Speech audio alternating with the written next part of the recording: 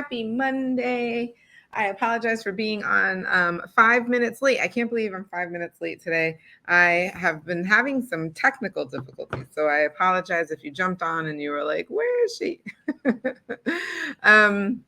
It's another Monday. So for some people, it's a mindful Monday. For other people, it's a motivational Monday. But if you've been here on the Other Side podcast, you know it's another Monday where we get to really dig into some of the things that we love to talk about in terms of the other side of the mental health journey that we are all on in life. It's a lifelong journey.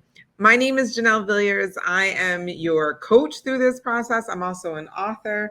And I also coach people with authorship. So I have many different hats. But today I'm here to talk about the mental health journey. I'm really excited to talk about that. Something that I noticed, so in all the technical difficulties, sorry, I just had to share that I can now do this. I can also do this. Pretty cool. Or this. I thought this was pretty cool. Hey, congratulations. Or when it's not good and we're just really sad about life. Or when it's a celebration. Yay. Or, if I'm at like one of the raves. Sure. And then finally, 'cause baby, you're a firework. Okay, can't sing, but wanted to show you all of those because every time I do something like that, it always makes me really excited and happy about life. Just like the little things that we can do to make technology a little bit more fun, even though I'm having difficulty with it right now. So let's get into today's topic. I really am excited to talk to you guys about. Perhaps you have dealt with this before, but I really wanted to talk about how to handle imposter syndrome. How do we handle imposter syndrome? Let's talk about it. All right. So, first of all, what is imposter syndrome? It's that feeling that you feel like you are doing something that you are not good at, and you feel like you're an imposter even trying to do what you're doing. You may even feel like you have imposter syndrome when you are physically in a space and that maybe you don't really belong, even though people feel like say that you belong, but like inside you don't really feel like you belong. And it could be a combination of both of those happening at the same time, to be honest. And I really wanted to talk about this because I think people just think like, oh, it's just like a lack of self-confidence or something like that. But I think it can actually come from a bigger sense of belonging, um, or a sense of lack of belonging. And so I really wanted to have a conversation with you guys about this because I don't think we really look at it this way, but I think it's important that we do look at imposter syndrome in this way, in the perspective of belonging. So yes, self-confidence can be built, and you all know I love to talk about shame-based thinking. And I definitely think there's a little bit of shame-based thinking, certainly a part of this, right? Like, I am wrong, I am bad, I don't belong here. I am being someone that I'm not. Sure. But I really think it has to do with more with belonging, your sense of belonging in a room or in a situation. And so if you don't feel like you belong, I think that's what it is. I think imposter syndrome is more an indication that you don't feel you belong.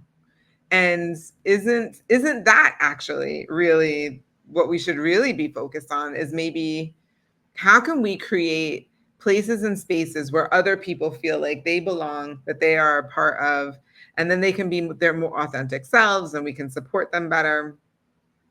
And so I just want to ask you, number one, what are you doing, right? Are you creating spaces where people feel like they belong, or are you talking behind people's backs? Never a good thing. And if you are talking behind somebody's back, let me be very specific. What are you saying behind their back? Are you talking about like their life? Are you gossiping essentially? Or are you talking about them behind their back, but like lifting them up? Oh, let me tell you about Susie, or let me tell you about Johnny, right? Like, they're amazing, even behind their back, like you're still talking them up. Those kinds of things, I think, are the things that we really need to focus on. How are we creating a sense of belonging around the people around us? So that way people feel comfortable being with us, being around us. And then you sort of create your own environment where you feel like you're being celebrated and not like you're kind of there, but not really there to fit in, right? And I think it starts with us. Mahatma Gandhi says, be the change you want to see in the world. And so I think it really starts with us. How can we create a sense of belonging? So number one for me, it's how are you talking about the people that are in your life? Are you talking them up behind their back? Are you talking behind their back in terms of their drama, right? Then, well, because let's be honest, we all have drama in our lives. We all do. So it's really just a matter of whether someone is like trying to talk you up in a positive light or if they're like feeding into the drama. And so if you feel like you are doing that, please put that in the chat. Like, I want to find my people who are like in my tribe who love to talk up other people. If you're listening to this and you're like, oh man, I'm the kind of person who like gets into the gossip, gets into the drama, that's okay. It's totally okay. The first step of this is just to become aware that like you've been doing that. And then you can make a decision to just stop being participating in that. You can make a decision to make an effort to actually do the reverse. How can you not participate in the gossip anymore? And instead, how can you talk about people in a positive way in front of them and behind their back, right? Like, how can we do that? How can we lift each other up and support each other? I think another thing, so if that's you, go ahead and put in the chat. I want to know, tell me about it in the comments.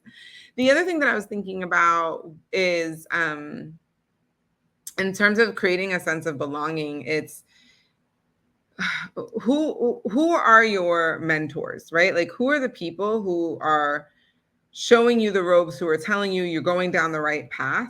I really feel like we all need somebody in our life who can help mentor us through that. So if you're in a job, let's say you have a particular career path that you're on, who are your mentors? Who are the people who've kind of been where you are in the stages where you are, who can show you and like kind of course correct you as you go along your way? If you are not in a profession, but instead you're an entrepreneur, like myself, and many other people on here, you also need mentors, right? Right. Let's give a huge heart to all the mentors out there who are showing people how to do the thing that they did, right? And probably a smaller amount of time, or so either you're cutting out the pain or you're cutting out the pain of how long it normally takes, right? So shout out to all of the mentors. Love my mentors. As throughout my entire life, I've had several. And I don't think you can get very far without someone kind of like showing you along the way. Maybe not the entire course of your career or your business, but maybe you have maybe you have a mentor who helps you at certain points along your journey, and that's totally fine too. But certainly having somebody who can help you navigate through this really difficult, challenging space that you're in. And I think that certainly builds a place of belonging. The imposter that you may feel that you are, the mentor can actually tell you, hey, look, I felt the same way. I went through the same thing. You know, drawing on that empathy or sharing empathy with each other can help you like get away from this imposter syndrome that you're having. And let me just tell you, like, the reason, sorry, I should have started off by saying this. Imposter syndrome is important for me to talk about, because I feel like imposter syndrome holds us back from doing the best that we can do, or from fulfilling our purpose or our calling. I think it holds us back. So I really wanted to talk about this because I want to free people from the anxiety that you have, right? Because I know when I have imposter syndrome, I have a ton of anxiety that gets rolled up inside of me. What if I do it wrong? What if they see me sweat? What if I fail? What if, like, really and truly, because that's how I feel like I don't belong here. Like, I'm not really good at this. I don't even know why I'm on this platform or why I'm talking to these people or whatever, right? Like, all of that. It just creates an anxiety that I don't think that we need, and can hold us back from releasing our zone of genius, or from releasing what we've really been called to do and to say and to be. So if this is helpful for you, again, put in the comments, let me know. Or if you have a way that you deal with imposter syndrome, also put that in the comments and let me know. But I really do believe that mentorship is really, really key. I think that having a guide along the way is super helpful. For all of you who are in my 10-week author's voyage course, you know that we've talked about the hero's journey, right? And the arc of the hero's journey of a typical character plot and story is, that somebody calls somebody to do something courageous or to do something that they wouldn't normally do, right? And then they plan and they're trying to figure out what to do, how to do it, and what they're going to do. And then they start on the journey, and then they meet a mentor, right? Someone who can lead them along the way. And they get to a point where like, oh, I don't know how I'm going to go any further. I don't know how I'm going to do this. And then they find the resources within them in order to do it. And then they finally make their way back home with the prize or whatever the lesson that has been learned, etc. So, I mean, that's the hero's journey in a nutshell. But we were talking about this mentorship, that part that comes in the hero's journey. And I believe that the reason why this is so poignant for so many people is when they read a hero's journey is because they can relate to it.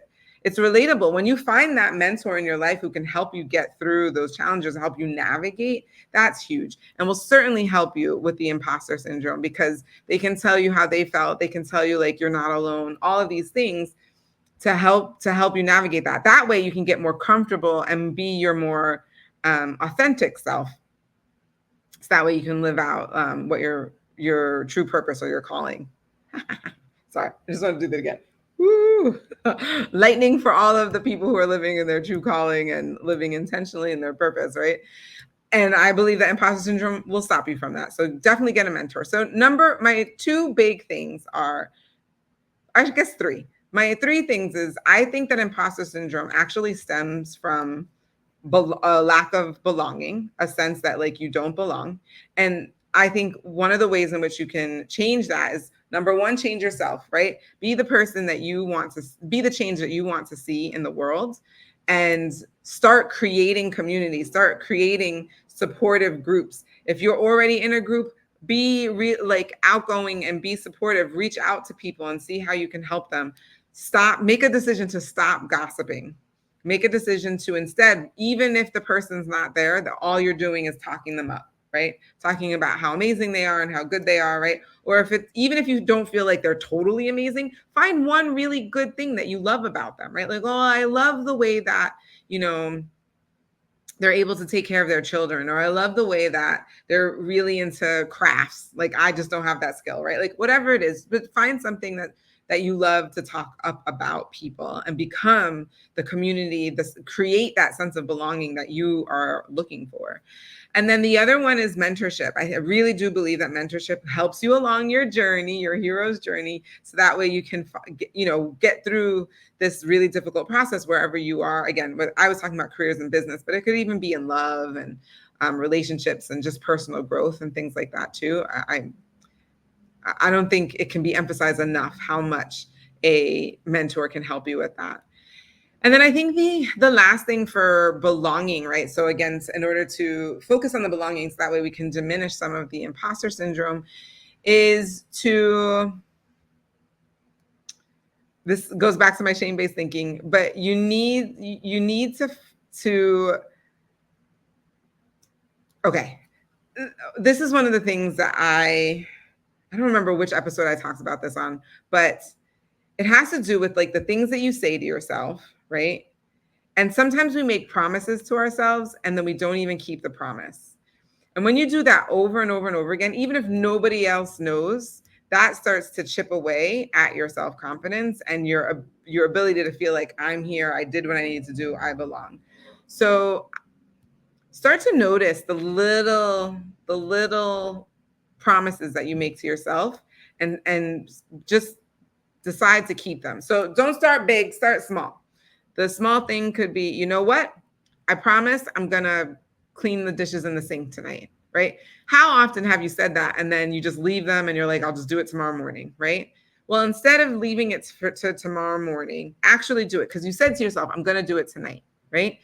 And when you promise yourself you're going to do something and then you actually do the thing, it starts to build up your confidence of your ability to do things. So a part of the imposter syndrome is that, oh, I don't believe I belong, I don't believe I fit in, and I don't believe I can do the thing that people think that I'm able to do, right? And so it starts with the promises that you make to yourself, and you gradually over time make those promises bigger and bigger and bigger to include doing the things that maybe you really, really don't want to do. Like, man, I really had a really bad argument with my significant other, and I think it stemmed from some sort of trauma response. And I really don't want to get into this, but I promised that I would be a better partner for my significant other. So I'm going to do this, right? I'm going to have the conversation. It's going to be uncomfortable, but I promised that I was going to be better, right? If you promise that you were going to be a better partner, and then something like this comes up and you know that you need to talk about it, and then you don't talk about it,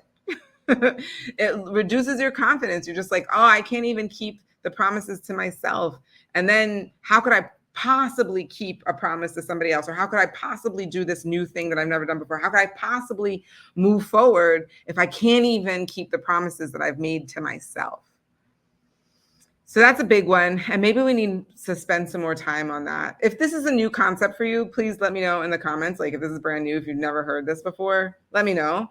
I really do think we don't talk about this little thing enough, but I know that if you started to do even the small things, and like I said, gradually move up to bigger promises, then you start to gain confidence in yourself and your abilities. Even if it's something brand new, even if you're not necessarily an expert at it, you know that you can at least give it a try to the best of your ability. So that, in combination with a mentor, that in combination with building communities around you where you can feel like you belong, I believe those are the three major things that'll help you navigate imposter syndrome. So that way you don't have it, or at least you can reduce it to a level that doesn't stop you from living out your true calling or your purpose. I mean, I can't even begin to, I'm about to do a 2-day virtual book tour summit, right? It starts this evening. If you're on here and you're registered, and I'm going to see you in about an hour and a half, awesome. Can't wait to see you there. But I say this because a lot of new authors, they have a huge, the thing that blocks them the most is an imposter syndrome. Like, is someone really going to want to read what I'm writing? Does somebody really care about my story? Like, is this really going to make a dent in the world at all? Right? Like I don't think so.